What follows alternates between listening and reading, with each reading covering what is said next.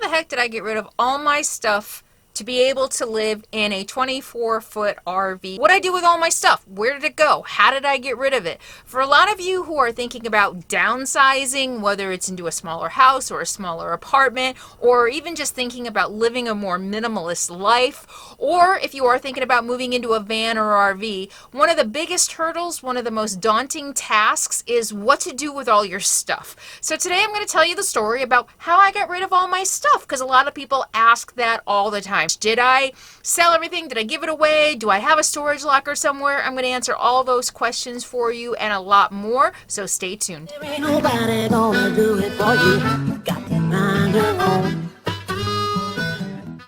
Hi friendlies, my name is Carolyn and welcome back to my life living in an RV.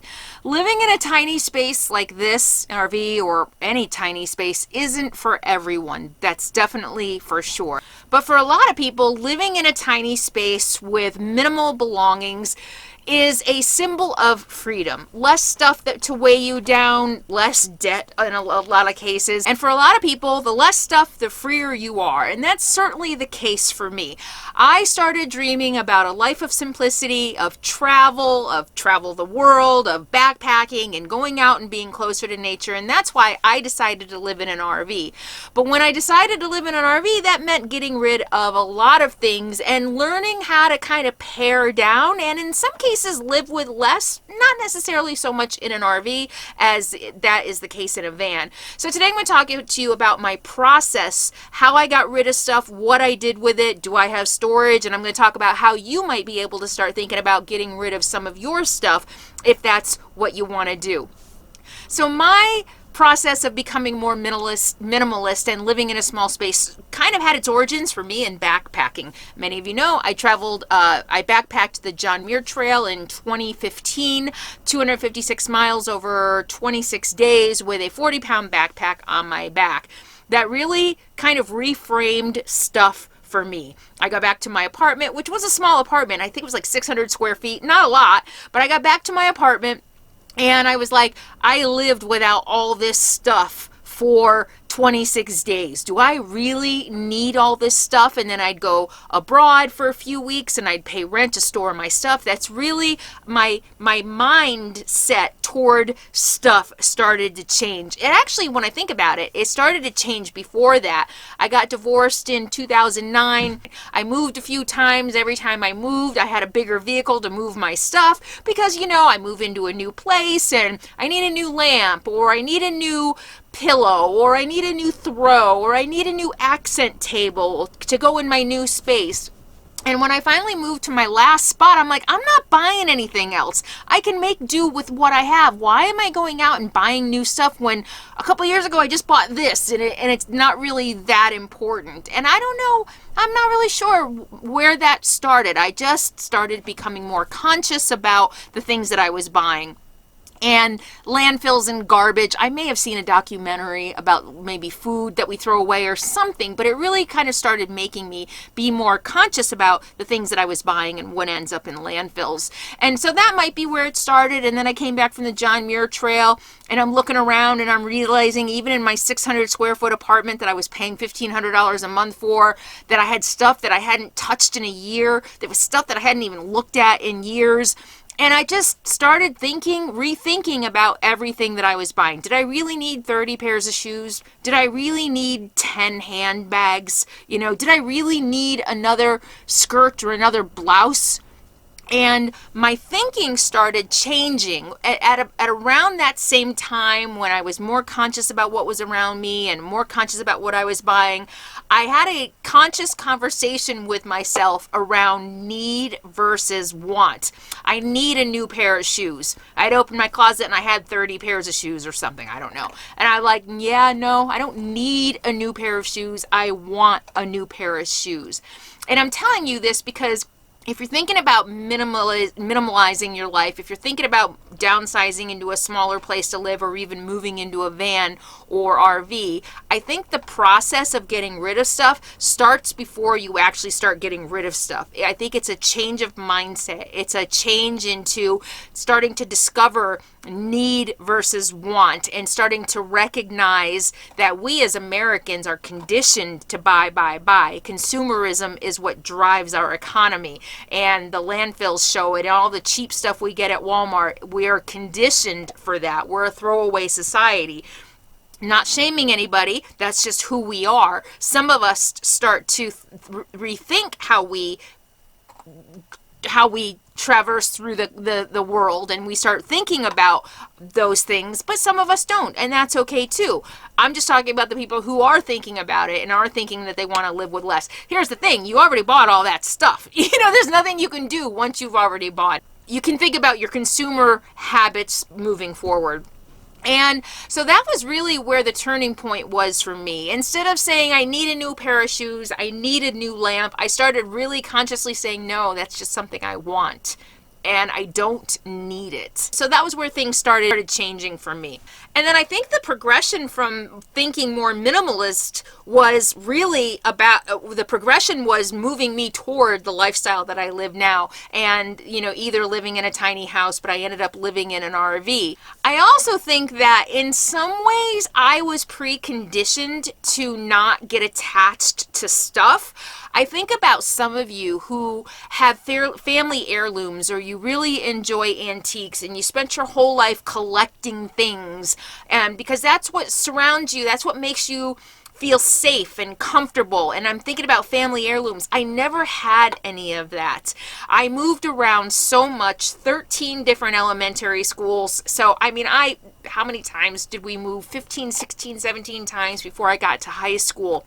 And several different states. And I'm thinking recently about a Christmas that I had in El Paso, Texas, and I got an organ. I wanted to learn how to play the organ, and so I got an organ for Christmas. And we lived at Fort Bliss. We lived on the Army base, and I have a picture of me playing the organ, and I was so excited. I wanted to learn the organ. I don't know how old I was, 8 or 9.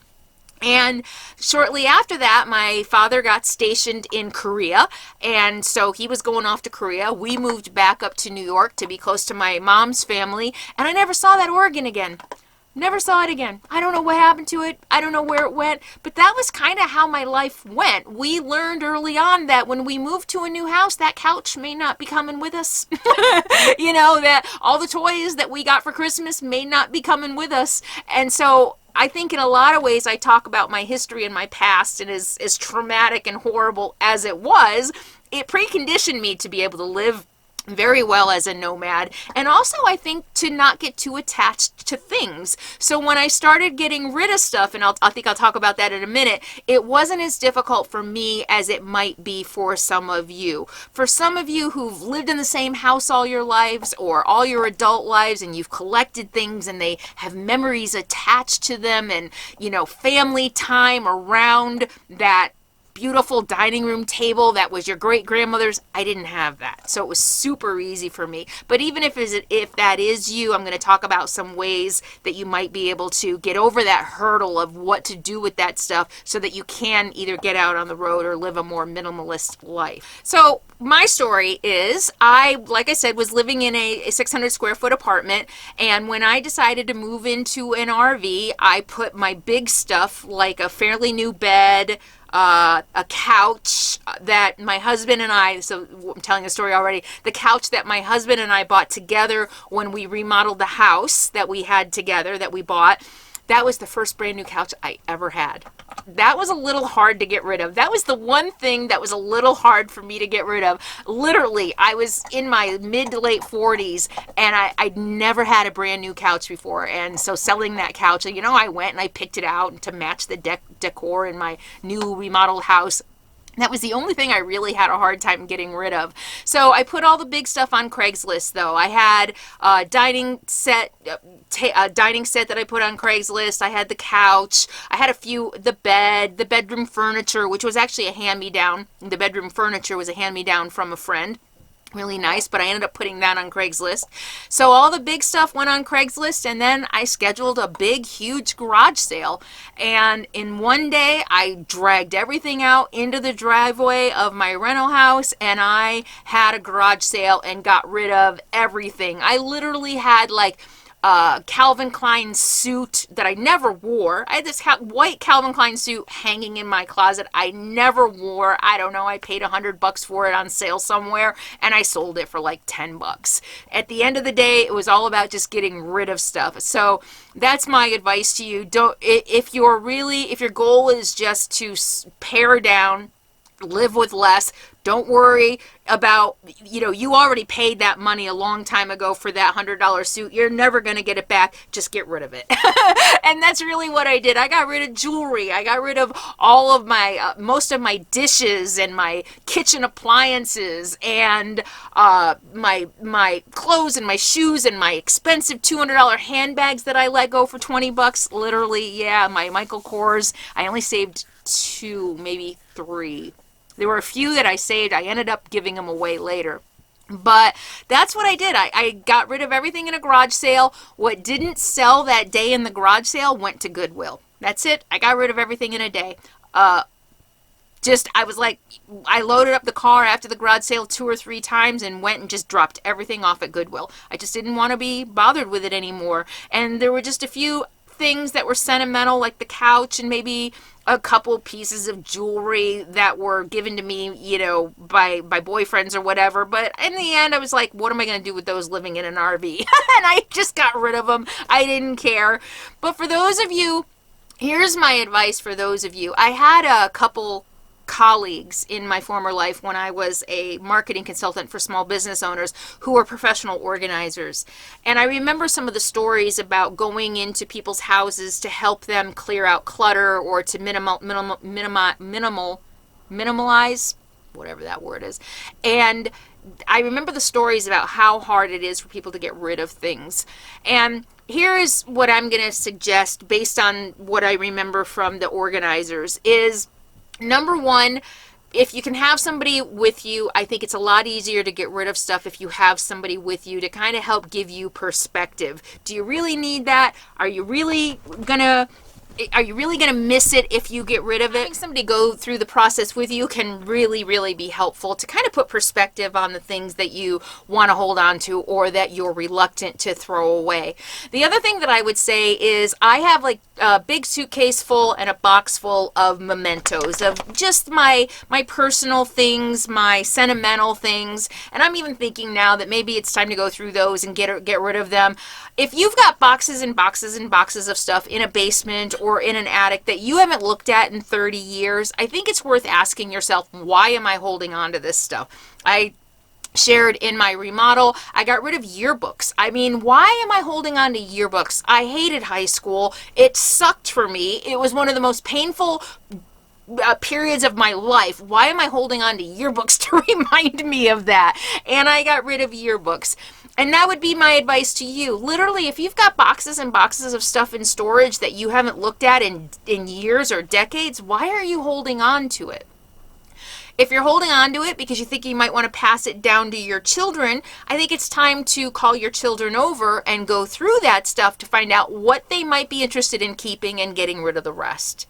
Same with your heirlooms, the same with your antiques. Ask your kids, do you want this? And if not, no matter how hard it's going to be, sell it. Sell it to an antique dealer or put it on Craigslist or give it to a friend or donate it. Donate it to a charity. And that's probably one of the best ways to feel like it's going towards something good.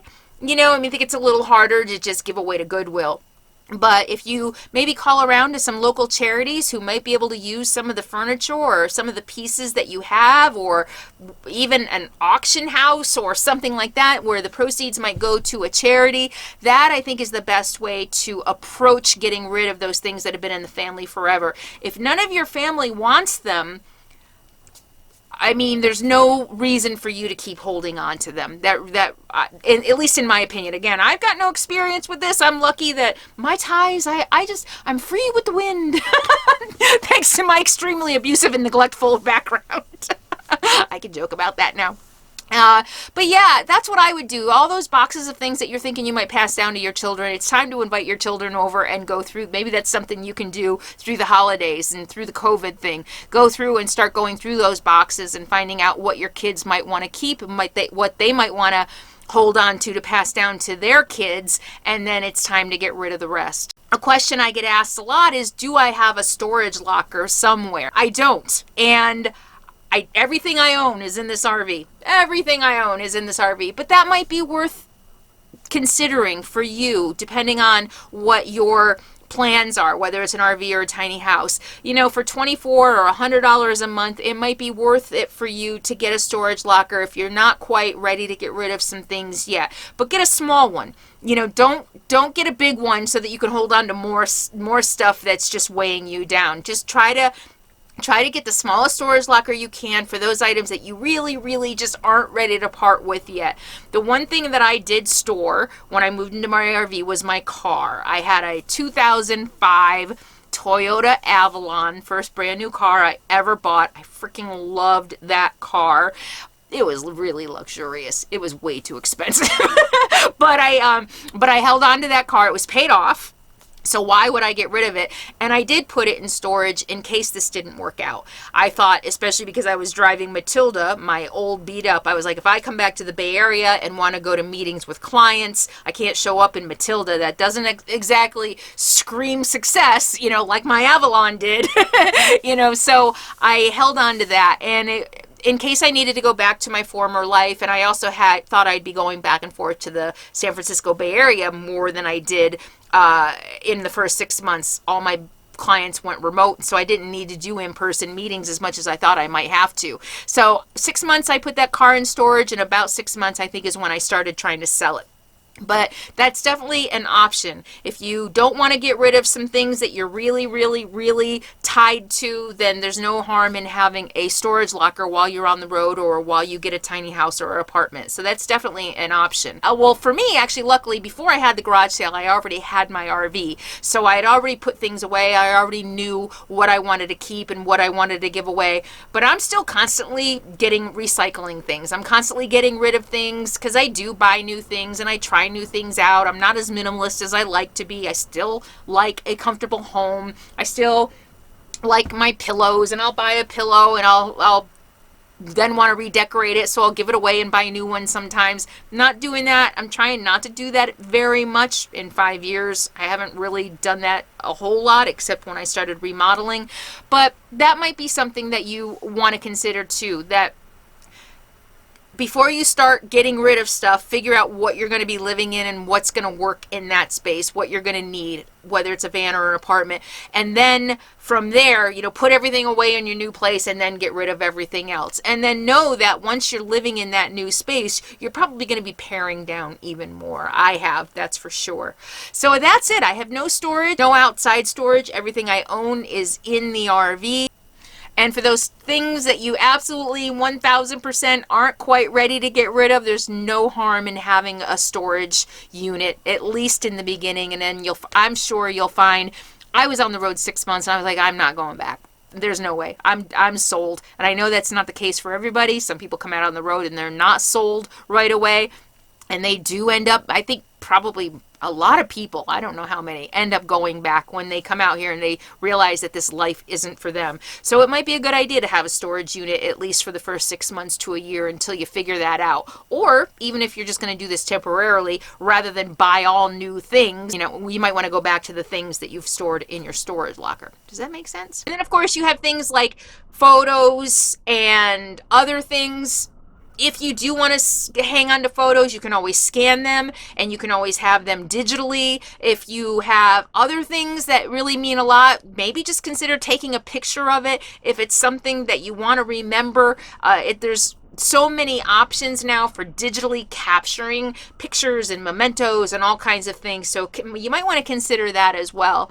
When you're going through and cleaning out the things that have sentimental value to you, and you really are like, I don't want to give it away, but I don't have any room for it, consider a picture. If it's really just about remembering, if it's really just about taking you back to a time and place and maybe remembering someone or something special, wouldn't a photo kind of have the same effect? You can still remember it by looking at the photos. And like I said, I still have a box up there of mementos from high school that I haven't looked at. I still have letters from like 9th grade, notes that we used to pass back and forth. I haven't looked at them in 30 years. Why am I holding on to them? And I don't have kids to pass them down to. So I think after time of living small, you start to think more small, and you start to realize that you don't miss the stuff that you got rid of. So that's another piece of advice.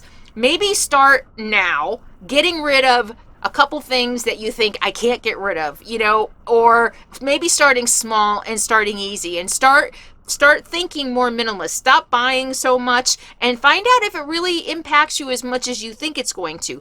Start getting rid of some things that you think are going to be really hard to get rid of. And then once you live without it for 3 months, you'll realize you didn't miss it. I don't miss it at all. And it'll be easier maybe to get rid of more. Okay, so that's it. That's my story of how I got rid of everything so that I could move into first a 29-foot RV and now a 24-foot RV. I hope you found that helpful. If so, leave your comments below and share your tips. What are your tips for getting rid of stuff and living a more simpler life? If you live in an RV or van, how did you manage getting rid of, or how did you handle getting rid of all of your stuff? I hope you found this information helpful. Be sure to subscribe below, and I will see you next time, Sunday night. In the meantime, be happy, be free, and be kind. I'll see you soon.